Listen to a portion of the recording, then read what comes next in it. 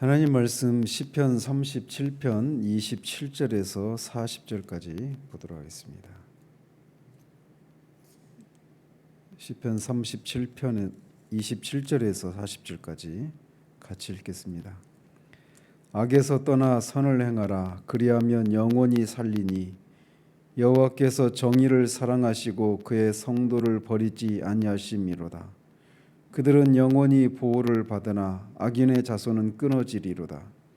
의인이 땅을 차지하며 거기서 영원히 살리로다. 의인의 입은 지혜로우며 그의 혀는 정의를 말하며 그의 마음에는 하나님의 법이 있으니 그의 걸음은 실족함이 없으리로다. 악인이 의인을 엿보아 살해할 기회를 찾으나 여호와는 그를 악인의 손에 버려두지 아니하시고 재판 때에도 정죄하지 아니하시리로다. 여호와를 바라고 그의 도를 지키라. 그리하면 내가 땅을 차지하게 하실 것이라. 악인이 끊어질 때에 내가 똑똑히 보리로다. 내가 악인의 큰 세력을 본즉 그 본래의 땅에 서 있는 나뭇잎이 무성함과 같으나 내가 지나갈 때에 그는 없어졌나니 내가 찾아도 발견하지 못하였도다. 온전한 사람을 살피고 정직한 자를 볼지어다. 모든 화평한 자의 미래는 평안이로다.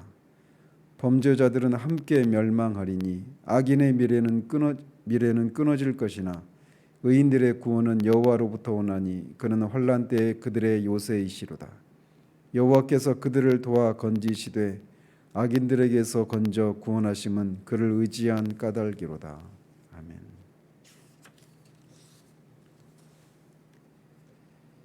어제는 26절까지를 통해서 온유한 자, 즉 자신의 부족함과 무능력과 무지를 깨닫고 하나님의 판단에 모든 것을 맡기고 하나님께서 설정하신 삶의 길에서 하나님의 은혜만을 구하고 의지하며 살아가는 자들을 하나님께서 어떻게 인도하시고 도우시는가에 대한 구체적인 신뢰들에 대해서 살폈습니다. 특별히 25절, 26절을 통해서 의인들을 향한 하나님의 돌보심과 은혜 베푸심이 단지 그들에게만 해당되는 것이 아니라 그들의 자녀들에게까지 미친다는 것에 대해서 살폈습니다. 악인과 의인을 향한 이 땅과 이 영원한 세계에서의 운명에 대해서 시인이 말을 했습니다. 그리고 그것을 우리가 알았다라면 어떻게 해야 할까요? 다윗은 27절에서 이렇게 말을 합니다. 악에서 떠나 선을 행하라고 말이죠. 악에서 떠나 선을 행하라라고 하는 것은 소극적으로는 윤리적으로나 도덕적인 그런 죄악을 더 이상 저지르지 말라라고 하는 말이고, 적극적으로는 하나님을 경외하고 그분의 말씀에 순종하는 삶을 살라고 권면하고 있는 겁니다. 그런 삶을 살면 어떻게 된다고 말을 하느냐? 그리하면 영원히 살게 된다라고 말을 합니다. 사람이라면 이 땅에서 영원히 죽지 않고 살 수 있는 사람이 아무도 없습니다. 그리고 하나님의 구원받은 백성들이 영생을 누릴 수 있는 것은 하나님의 나라입니다. 따라서 여기서 영원히 산다라고 하는 것은 단지 의인들이 이 땅에서 장수의 복을 누린다 이런 정도의 의미가 아니라 하나님과 교제하면서 영원한 삶을 누리게 된다라고 하는 걸로 이해되어야 합니다. 그렇다면 왜 악에서 떠나 선을 행하면 영원히 살게 된다고 말을 합니까? 그 근거는 무엇인가? 그것은 여호와께서 정의를 사랑하시고 그의 성도를 버리지 아니하시기 때문이다라고 말을 합니다. 즉 하나님은 이 세상을 공의로 다스리시는 하나님이시기 때문이라고 말을 하고 있어요. 하나님은 정의를 사랑하시는 분이십니다. 따라서 그분의 부르심으로 그분의 백성이 되어서 그분의 성품에 참여하게 하신 성도들 안에 있는 회복된 형상을 따라 하나님의 성품, 특별히 공의와 의를 좇아 사는 하나님의 백성들을 하나님은 결코 버리지 않는다라고 시인은 말합니다. 우리가 성령의 은혜로 그분의 내밀한 부르심을 인식하고 우리 주 예수 그리스도의 자비로우신 주님이 하신 일들을 믿고 그분을 위해서 우리 자신을 드리겠노라고, 결코 주님을 따라 살지 않겠노라고 다짐하면서 그렇게 주님의 뒤를 따르는 삶을 시작합니다. 그렇지만 사실 하나님이 먼저 우리의 하나님이 되어 주시기로 우리를 초청하셨기에 우리가 그런 결단이 가능했던 것입니다. 즉 하나님이 먼저 우리를 결코 버리지 않겠노라고 약속하셨고 그 약속에 우리가 믿음으로 화합해서 우리가 그분의 백성이 된 것이란 말이죠.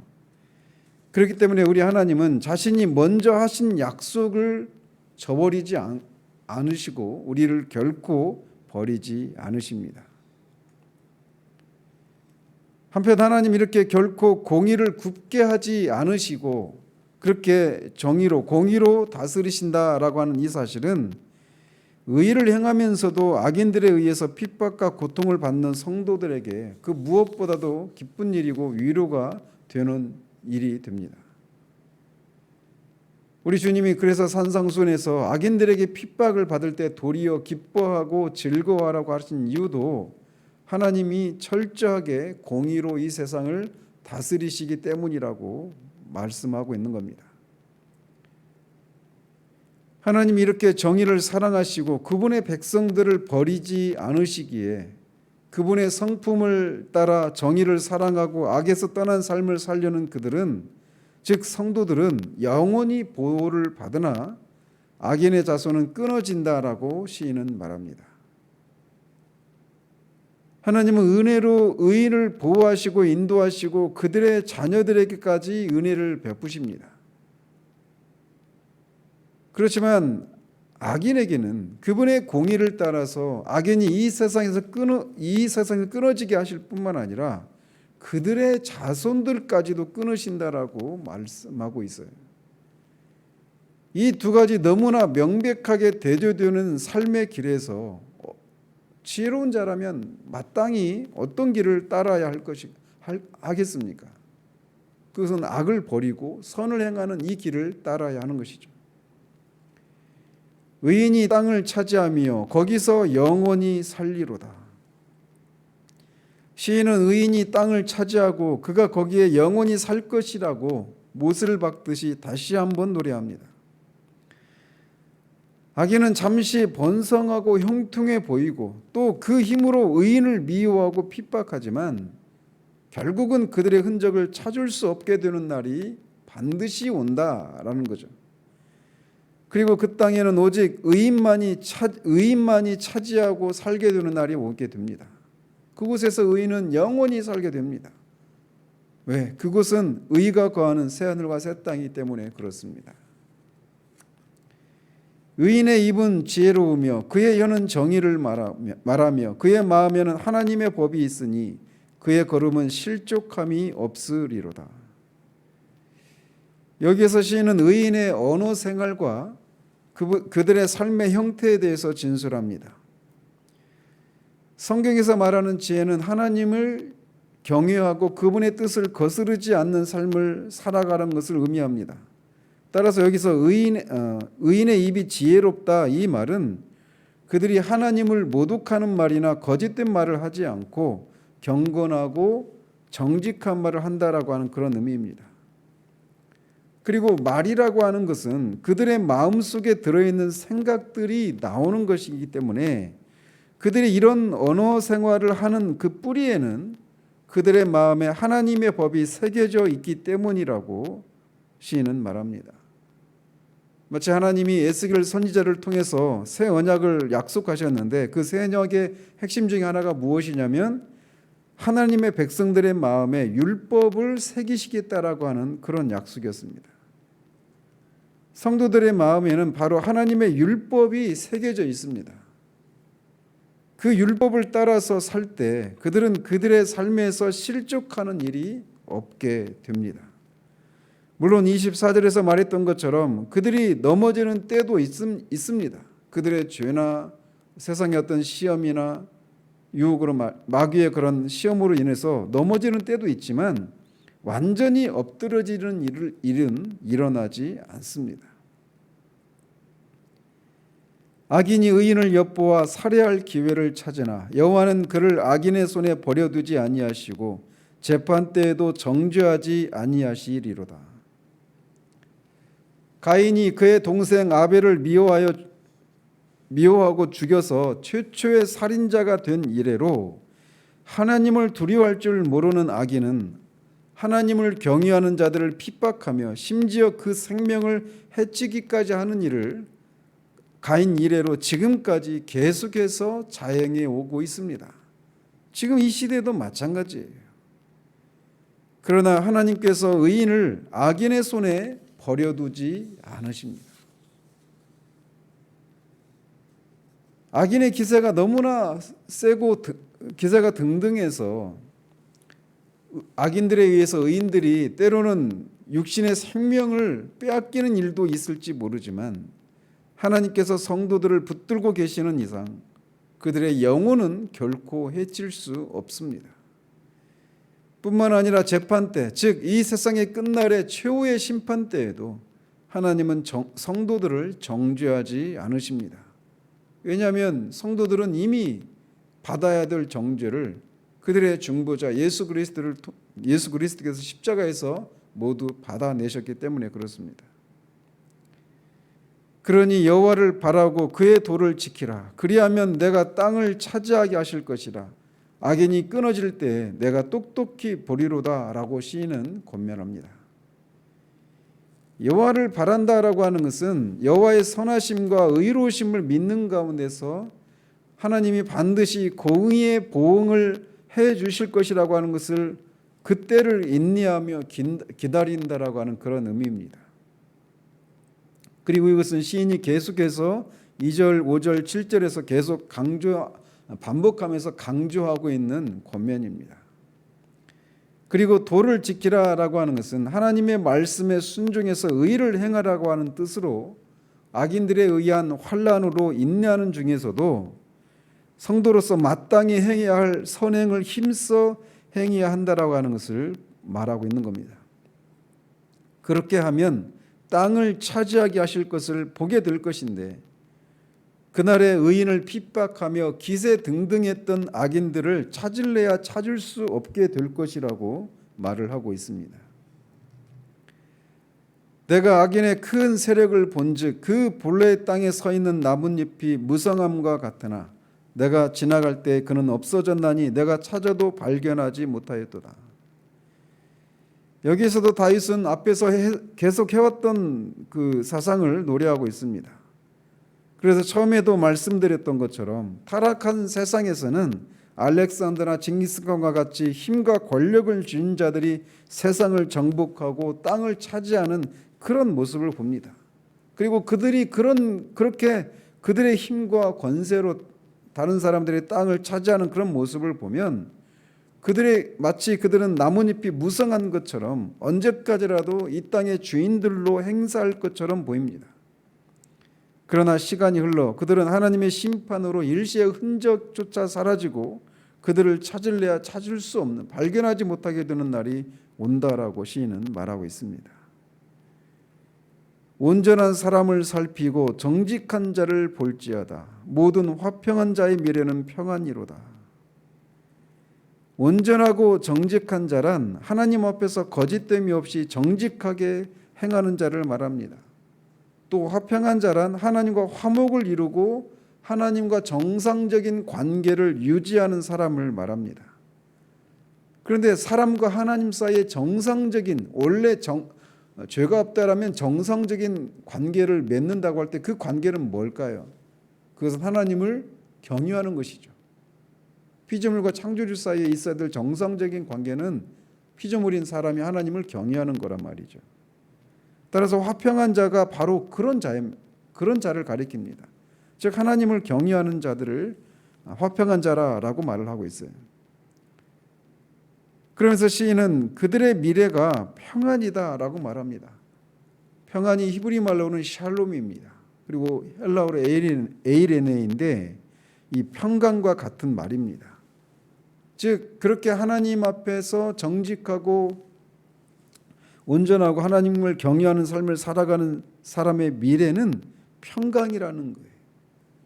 즉 그들의 전인이 복되고 만족스러운 상태를 누리게 된다라고 말을 합니다. 이것이 사도 바울이 빌립보에서 말했던 빌립보서의 큰 주제 중에 하나가 바로 이것이죠. 그러면서 시인이 특별히 그렇게 온전한 사람을, 온전하고 정직한 자를 살펴보라고 말하고 있습니다. 왜 그들을 살펴보라고 말하느냐면 그들의 미래가 평안한 삶을 살게 되는데 그런 삶을 살고 있는 것을 보고 간접적으로는 그들이 사는 그런 삶을 살라고 권면하고 있는 거예요. 이 사실에서 신자들이 영적인 침체에 빠져서는 안 된다라고 하는 교훈을 우리가 받게 되는 것입니다. 신자들은 영적인 침체에 빠져 있을 권리가 없습니다. 신자들은 그리스도의 편지입니다.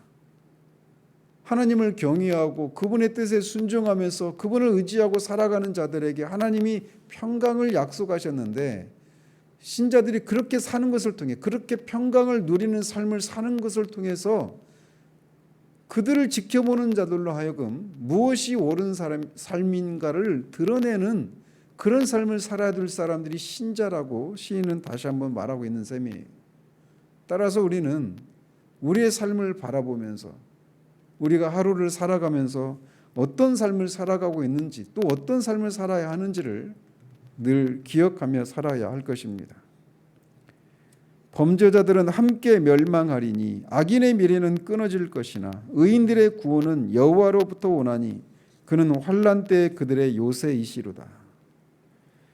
범죄자들이 함께 멸망한다라고 하는 말은 일시에 한꺼번에 멸망한다 이런 의미라기보다는 모든 범죄자들은 한 사람도 예외가 없이 다 멸망한다라고 하는 그런 의미입니다. 악인들의 미래는 의인이 누리는 샬롬이 아니라 파멸입니다. 그러나 의인들은 여호와로부터 구원을 받습니다. 특히 이 땅을 지나는 동안 있는 환난 날에도 여호와는 의인들의 요새입니다. 그 어떤 것도 의인들을 실족하게 하거나 아주 엎드러지게 하지 못합니다. 왜?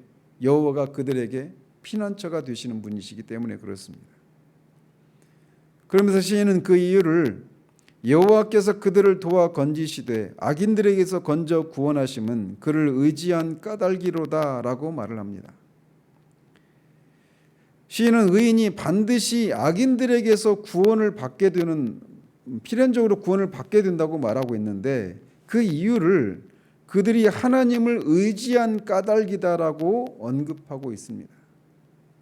그냥 의인이 그냥 이것도 이 또한 지나가리라 악인들의 이 핍박도 결국은 지나가리라 라고 하면서 그냥 가만히 견디고 있는 것이 아니라 그런 속에서 하나님을 의지했기 때문에 하나님이 그들을 악인에게서 건져내신다라고 말하고 있는 거예요.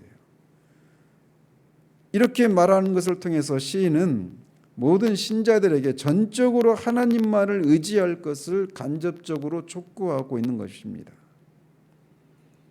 여기서 하나님을 의지한다라고 하는 말은 하나님의 말씀을 자신의 삶의 원칙으로 여기고 날마다 그 말씀을 따라 살아간다라고 하는 그런 의미인 동시에 그렇게 악인들로 인한 그런 환난과 고난 중에서도 낙심하지 아니하고 인내하는 가운데서 계속적으로 하나님이 설정하신 그 의의 길을 따라서 살고 하나님을 기쁘시게 섬기는 것을 의미합니다.